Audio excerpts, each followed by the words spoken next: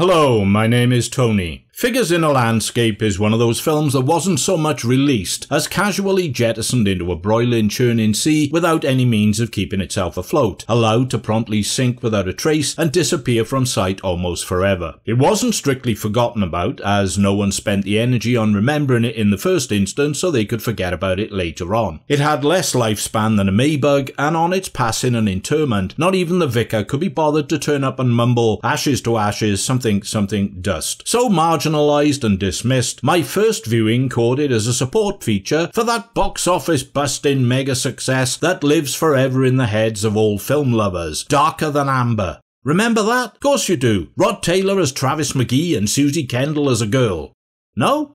I'm shocked. Figures in a Landscape got less attention than Eleanor fucking Rigby or Meghan Markle and that ginger bloke what's his name at a royal funeral, which would have been all okay by my reckoning if it had been a shit film. But nay, and thrice again nay. It's an astonishingly good film. In fact, one of the very best films of its type. What type is that then? Well, there's the rub. You see, it hasn't really got a type. Doesn't lend itself willingly or easily to any specific defined genre. It's impossible to pigeonhole, to nail down, because it's an amalgamation of multiple elements that operate on different levels, and it isn't heavy with narrative detail. In fact, it's very light on exposition and background, so you're never sure about the why of what's going on, or the who, or the where, or the when, and that uncertainty, that unknowing, that ambiguity is a constant characteristic. It ends data-wise much like it begins, and you won't be any the wiser. Won't know shit. Or will you? Let's see. Figures in a Landscape is based on the Booker Prize-nominated 1968 novel of the same name by Barry England. I understand the novel is equally cloistered regarding time and place and background, but not having read it, I can't make any other comment on its similarities to the content of the film. Peter O'Toole was originally to have starred and Peter Medak to direct. O'Toole dropped out after disagreements with the producer, and Robert Shaw came on board. When Shaw completely rewrote the script, Medak quit to be replaced by Joseph Losey. Losey was a left-winger ostracised by Hollywood in the McCarthy communist witch hunts of the 50s. He relocated to England where he made key 60s films The Servant and Accident, both collaborations with playwright Harold Pinter. Losey's work was often influenced by and inclusive of expressionism, political allegory, and exploration of the darker aspects of the class divide and struggle. Figures in a Landscape kicks off with two men running along a shoreline at dawn. Their hands are bound behind their backs. Later we come to know their names. The older man is Mac, Robert Shaw, and the younger Ansel, Malcolm McDowell. The country they're in is never named. It was filmed in Spain, but sometimes it looks and feels like a Latin American location. There is a slow, sporadic drip feed of information that gives the impression of a war or revolution in progress. The two men are escaping, so could be POWs on the run. They both sound British, and Ansel reveals he once worked in Fortnum and Mason's, an upmarket department store in London. Their aim is to escape into the mountains above the snow line where they believe they will be safe. It's a journey of hundreds of miles, and all the while they are being pursued by a helicopter. We never see the faces of their pursuers, a pilot and a spotter, as they wear helmets with tinted visors. Whenever the helicopter catches up, it seems to toy with them, so we assume the primary aim is to run them to ground. Capture, not kill. There is some hostility and antagonism apparent between the two men. They argue, bicker and trade insults as they flee across unforgiving and inhospitable terrain. The only things we learn about them directly are through dialogue and conversation. Mac gives the impression of being a jaded career soldier, whilst Ansel is a youthful idealist, realising he's out of his depth. In order to survive they have to work together, but it's an effort for both of them. I mean, we're nearly a good 25 minutes in before they even manage to untie their hands. So the deal is two guys, one older, one younger, escaping across a dangerous changing geographical landscape, pursued by a helicopter and later hunted by ground troops also. It's not a standard action film, although there is some fierce action in it. There's a war or conflict going on, but it's not a war film either. So what the hell is it? Well, for sure, it's an exercise in minimalism that borders on the experimental. On the surface, it's a chase thriller that shares certain parallels with Spielberg's Duel, but that film was made a year or so later. We don't know who is in the helicopter or clearly understand their motivation, so the machine itself, like the truck in Duel, becomes the antagonist, the villain of the piece. There are certain events that provide clues to the underlying themes of the film. Mac is a natural fighter and survivor and can navigate his surroundings, but he's not much of a thinker or strategist. Ansel is intelligent on an intellectual level, possibly a university graduate, and from a higher social class. Their antipathy towards each other indicates a recurring Losey trope, a meditation on the class divide, which reaches the mutual conclusion that things won't work out unless they cooperate. When they encounter a goat herd, both are still bound. It falls to Mac to kill the man because Ansel can't face being involved in close quarters murder. The goat herd is killed off camera, and one can only imagine that Mac has somehow overpowered him and kicked him to death. It is proved to be futile anyway, as the man didn't even have a knife or anything about his person that could help them. Mac is furious and enraged because he had to kill the guy alone without help. It's a common enough notion that traditionally the upper and more privileged classes do little of practical use to help those of lower social status. Yet, when Mac suggests splitting up to improve their chances, Ansel takes the opposing view, that their chances are better if they stick together, and, he has to concede, work together. Here though, the normal order and function of social status is reversed, with Mac making the decisions and leading the way, whilst Ansel submits and follows. Mac doesn't always get it right though, and he grudgingly admits later, "Sometimes I'm stupid." This is after they come across a village and enter a home where a woman is sat in an almost trance watching over the body of her dead husband. She doesn't stir as they use a straight razor to cut their bonds, steal tinned food, clothes and a rifle. It's only when Mac makes a mistake of removing a loaf of bread that is resting on the corpse, possibly a local tradition, the woman snaps to awareness and screams, alerting the village. After they escape, Ansel rebukes Mac for taking the bread and putting them at risk, yet he still wants his share of it. Bloody typical. Mac wants to split up and divides what they've stolen. When Ansel asks him how he's going to open the tinned food, Mac goes at it with a rock, which doesn't go so well. Ansel has thought to steal a tin opener. He's more of a forward thinker. It wins Mac around and they stay together. Their relationship develops into an almost paternalistic one, with Mac, who reveals he is married with 2 daughters, becoming a surrogate father figure. A vigorously stern and aggressive one though. Although he's protective of the younger man, he does force him into sink or swim situations,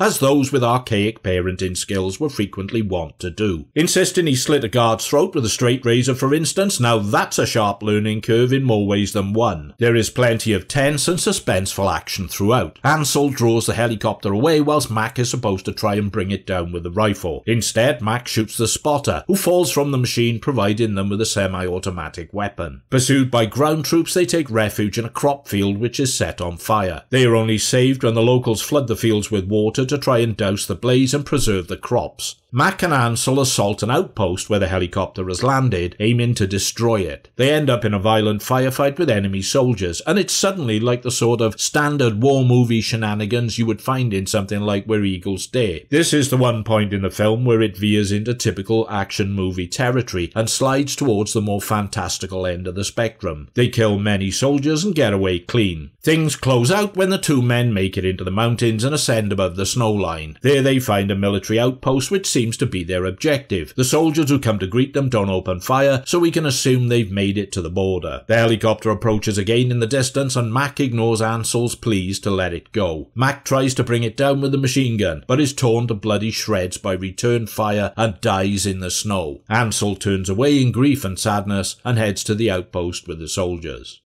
What have I just watched? I asked myself at the time, and I thought about it some before coming to possible conclusions. On an objective level, the action is rough, grueling and demanding. The 2 stars put through their physical and mental paces, running, climbing, swimming, jumping, fighting, and emotionally unravelling across hostile environments in some challenging weather conditions. Visuals by 3 credited cinematographers are quite stunning, especially the vertigo-inducing aerial work, which is singularly impressive. Losey's direction is tight and intimate, but keeps things moving along at a fair old lick, and he certainly copes more than adequately with the wide open spaces and action scenes. Richard Rodney Bennett delivers a dramatic and eerie score, a perfect accommodation and accompaniment for the events on screen. This was only Malcolm McDowell's second feature film after Lindsay Anderson's If, but was released pre his Clockwork Orange infamy. Considering the largely static and confined structure of If, it must have been a colossal change of pace and scale for him, but he copes well well and delivers a finely judged performance. Robert Shaw was a screen star and successful playwright, but 5 years away from the superstardom that Jaws would bring. He's showier than McDowell, a broader, louder act, inhabiting a character who sometimes seems quite disturbed and disturbing, with a raw hint of underlying malevolence. He would utilise similar personality quirks in his portrayal of Quint, and you could make connections between that salty character and Mac. Both men are fighting against superior forces, one of nature, the other of technology, and both men lose against their demon. Shaw was in The Birthday Party in 1968, William Friedkin's screen version of Harold Pinter's stage play. It's said to be about, amongst many other things, a person's imperative need for resistance. When Shaw took it upon himself to rewrite the script for Figures in a Landscape, I wonder if the task was influenced by Pinter's writings and Losey's professional and personal links with the playwright. The dialogue between Mac and Ansel certainly feels like it was influenced by Pinter. The detours into dialectic rambling and backtracking, and the ever-present sensation or suspicion that what the characters say may not be the whole truth, or may not be the real truth, or truthful at all. Like a Meghan Markle podcast, you know the sort of thing. In effect, Figures in a Landscape is what you'd probably have if a Beckett play like Waiting for Godot, also a two-hander, was reimagined as an action pursuit movie. I'm going to give you a personal theory I came up with. Sometimes I think the whole film is an allegory, that it details in fact the journey of two men through purgatory, which means that they're dead when the film starts, possibly killed fighting in a war. They're in limbo, and their escape, always moving upwards higher and higher to get beyond the snow line, represents their struggle to ascend to something symbolising heaven. The helicopter is a metaphor for the devil, pursuing them to capture and claim them. In the end, Max surrenders his life and thus his soul, which is his penance and just deserts for all the bad things he has done, and the devil takes him. Ansel, the younger man with less blood on his hands and a deep repentant sorrow for his transgressions, continues to whatever afterlife there may be for him beyond the border. Or perhaps it's just Losey and Shaw's take on an action movie without exposition and the relationship of two men thrown together by outrageous fortune. No more than that. Whatever, Figures in a Landscape is an intriguing, at times exciting, emotionally involving and powerful film that deserves far more interest and attention than it gets or has ever got. I have been absolutely amazed to find it available on Blu-ray, and even more amazed to find it cost 262 quid on Amazon. As much as I like and enjoy it, I don't like and enjoy it quite that much. The DVD is 21 quid, or Amazon Prime do a digital download for 6 quid, or there is a very decent copy on YouTube, but whisper it quietly, I'm not sure it's supposed to be there. I had this movie on my exponentially calorific and ever-expanding list of to-do stuff, and although for me it wasn't necessarily a priority, I bumped it because Abrasious Productions cited it. He has a very nice channel up and running that reviews some fascinating and atypical subject matter, including Figures in a Landscape, so you might want to take a look at what he's up to at some point. Meanwhile, you know what to do if you want to do it, so I'll give the spiel a rest. I'll be back soon after a trip to Scotland, land of whiskey, porridge, prehistoric monsters in big ponds, and the birthplace of Sir Sean of Connery most importantly. Back in a bit? Or back in bits if the whiskey gets a hold of me.